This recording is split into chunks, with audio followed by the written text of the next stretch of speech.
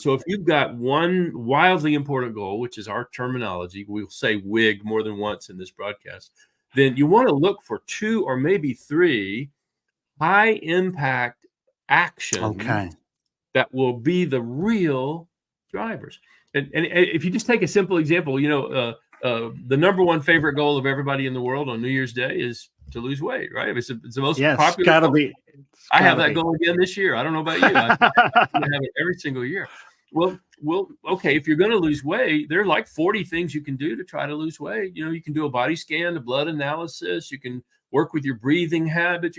But where do most people end up? At the 2 things that matter the most, being aware of how many calories you take in and being aware of how many calories you burn, and making sure that ratio is in the right level, and you work that play until it produces results. Well, we know that from 1,000 years of experience at what helps people lose weight. Nutrition and exercise in some form is what drives that. So we narrow it down. Well, when it comes to business, we don't do that. We have a goal and we say, well, what are we going to do to try to achieve it? Well, we need to do that. We need to do that. Oh, we got to do that. We got to do that. I just read another book. Now we need to do these 3 things from this book. We pile on, and pile on. And eventually you have the very problem we've already talked about. You spread yourself across too many things, and your contribution to each one will become insignificant, and your results will become invisible. There won't be any results.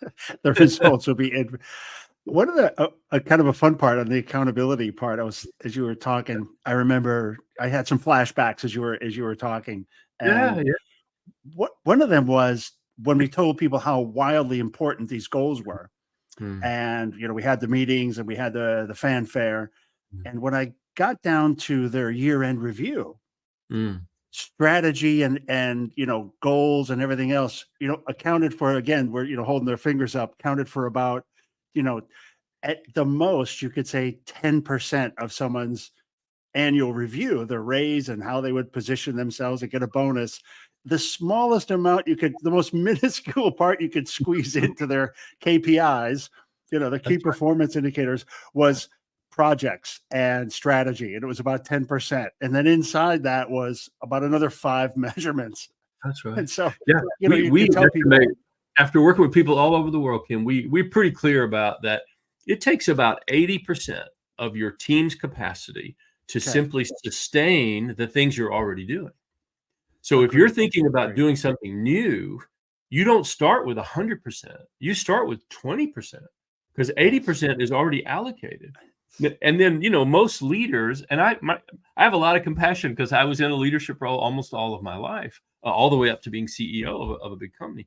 You come out of the box and you say, okay, because of this, we're only going to choose 1 or 2 really important goals for this year. You feel so inadequate as a leader. Like, do you not have any courage? Do you not have, come on, 2 is all you're going to, but the rationale is, well, yeah, but I've only got 20% at most of capacity.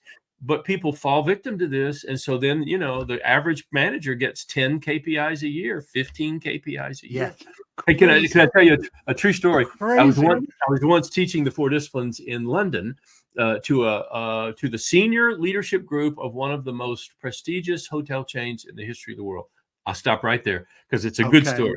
So I'm teaching this principle, and I just casually asked the audience, all British executives, all the age I am now, frankly, but in their 60s or so, and I said, well, gosh, how many goals do you guys have? And the response from one person, very reserved British, well, Jim, we have a lot of goals. Now that's you give an answer like that to a consultant, we're like, it's catnip. Well, then how many goals do you actually? Clearly, you don't want to say. How many goals do you actually have? True story.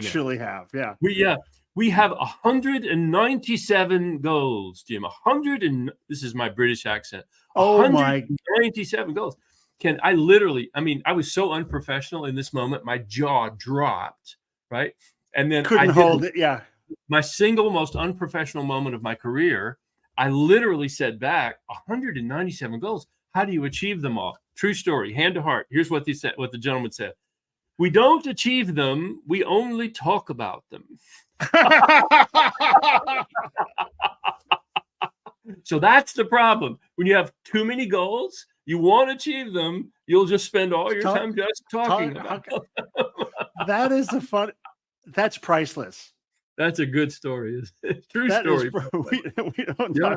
We don't do them. We just talk Yeah, about we just them. talk about them all the time, as a matter of fact. So it is what you said. It's a dilemma. And the antidote to that problem is so simple.